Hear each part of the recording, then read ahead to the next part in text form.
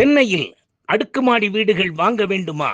பிரதான பகுதிகளான அண்ணா நகர், வடபழனி, அம்பத்தூர் ஓரகடம், ராம்நகர் மற்றும் பசும்பொன் நகர் பகுதிகளில் மிக நேர்த்தியாக வாஸ்து முறைப்படி தரமான மூலப்பொருட்களை வைத்து கட்டிக்கொண்டிருக்கும் கைராசியான ஸ்தாபனம்.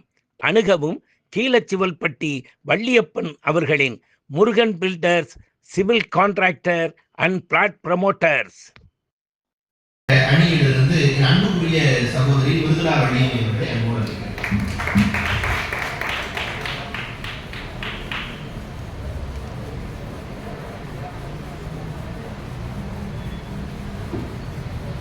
இந்த இனிய நிகழ்வுக்கு வரை தந்திருக்கக்கூடிய ஆன்மீக சொற்பொழிவாளர், வாரியாருக்கு பிறகு தமிழ்நாட்டில் ஆன்மீக சொற்பொழிவாளர்களில் மிக ஆகச்சிறந்தவர்களாக இருக்கிற 2 பேர் இடத்தில் இருக்கிறார்கள் என்பது மிகப்பெரிய பெருமை.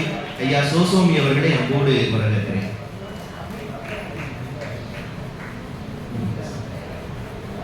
தினப்படங்கும் பழனி ஆண்டவனை துணை கொண்டு அவையோர் அத்துணை பேருக்கும் சிறப்பு மிகு சென்ற நடுவர் அவர்களுக்கும் என்னை கொண்ட நாளை தலைமுறைக்கும் வணக்கம் கூறி என் தலைப்புக்குள் நுழைகிறேன்.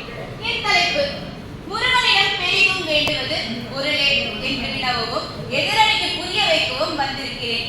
நடுவர் அவர்களே, நீங்கள் உற்று நோக்கவும். என் முருகன் மாம்பழம் என்னும் ஒரு பொருளை வேண்டியே போட்டியில் ஏமாந்து முறை கேட்டால் என் உலகம் தனி என அமர்ந்தது பழனி. முருகனே பொருளுக்காக போட்டி போட்டுக்கிறாரா, நாம ஏன் பொருள் கேட்க கூடாது அப்படின்னு அங்க நம்ம முருகன் அனைவருக்கும் பொருள் தரதில்ல, பொருள் தான் தராது, அருள் தரதில்ல. ஏன்னா அங்க வந்து யார் கேட்டாலும் செல்வம் என்ற பொருளை தான் அள்ளி அள்ளி தராது. இதிலிருந்து தெரிய வேண்டாமா பொருளிலேயே இவ்வுலகம் இல்லை என்று? எதிரணி இங்கு வந்து அருளை பேசுவதற்கும் பொருள் வேண்டாமா? பொருள் வேண்டியே முருகனை நாடும் இவர்கள் விபூதி பூசிக்கொண்டு அருள் வைத்துக் கொண்டு நல்லவர் என வேடம் போட மட்டும்தான் என்றே நுரையின் நடுவில் நகர்வலம் வரப்போகிறேன். அருள் ஆன்மாவை உயர்த்துகிறது, பொருள் வாழ்க்கையை நிலைநிறுத்துகிறது. இதில் இரண்டிலும் மனிதன் என்று முதலில் தேடுவது பொருளை. அருள் தரும் கோவில்கள் இயங்குவது எதனால்? காணிக்கை, பொருளுதவி. அப்படிப்பட்ட கோவில்களே பொருளை அடிப்படையாக கொண்டு இயங்குகின்றன. அப்படியானால் நம் மக்கள், நம் மனிதர்கள் பொருளுக்காக முருகனை வேண்டுவது எப்படி தவறாகும்? திருத்தணியில் இருக்கும் முருகர் 1.5 அடியில் தான் இருக்கிறார். ஆனால் அவரது உண்டியல் 7 அடி உயரத்தில் இருக்கிறது. உண்டியலுக்கு செல்லும் வழி என்று அம்புக்குறி போடப்பட்டிருக்கும். ஆனால் முருகன் சன்னதியை நாம் தான் தேடி செல்ல வேண்டும். கருவறையிலிருந்து கல்லறை வரை சில்லறை தேவை. அருள் இல்லாருக்கு அவ்வுலகம் இல்லை. ஆனால் அடுத்த வரி, பொருள் இல்லாருக்கு இவ்வுலகம் இல்லை. கண்ணதாசன் சொன்னார், படித்தவன் கருத்தெல்லாம் சபையேறுமா, பணம் படைத்தவன் பொருள் சொன்னால் சபை மீறுமா? நாம் எல்லாம் முருகனின் குழந்தைகள். முருகனிடம் பொருள் வேண்டாமல் வேறு எதை கேட்க முடியும்? அப்பாட்ட தானே சொத்து கேட்க முடியும்.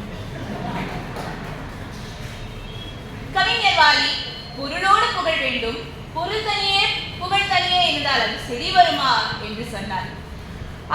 அப்பொழுது அக்காலம் பணம் என்னடா பணம் பணம் என்று பாடல் வந்தது. ஆனால் இப்பொழுது காசு, பணம், பெட்டு, மணி மணி என்றுதானே பாடல்கள் வருகிறது. மாதம் 1ஆம் தேதியானா கோவிலுக்கு போயிட்டு விபூதி பூசிட்டு சந்தனத்தை தேய்ச்சிட்டு வீட்டுக்கு போனா அவங்க வீட்டுக்குள்ள விட்டுடுவாங்களா? எங்கயா சம்பளம், என்னத்தையா வேலை செஞ்சு கிழிச்சேன்னு கேட்க மாட்டாங்களா? இப்ப பொருள் தானே முக்கியம். இறுதியாக காசேதான் கடவுளடா, அது அந்த கடவுளுக்கும் தெரியுமடா, இது எத்தனை பேருக்கு புரியுமடா? புரிந்தால் இங்கு அருள் வேண்டி நிற்பாராடா, பொருள் இல்லாமல் நடமாடுவது யாரடா என்று சொல்லி என் உரையை முடிக்கிறேன். நன்றி.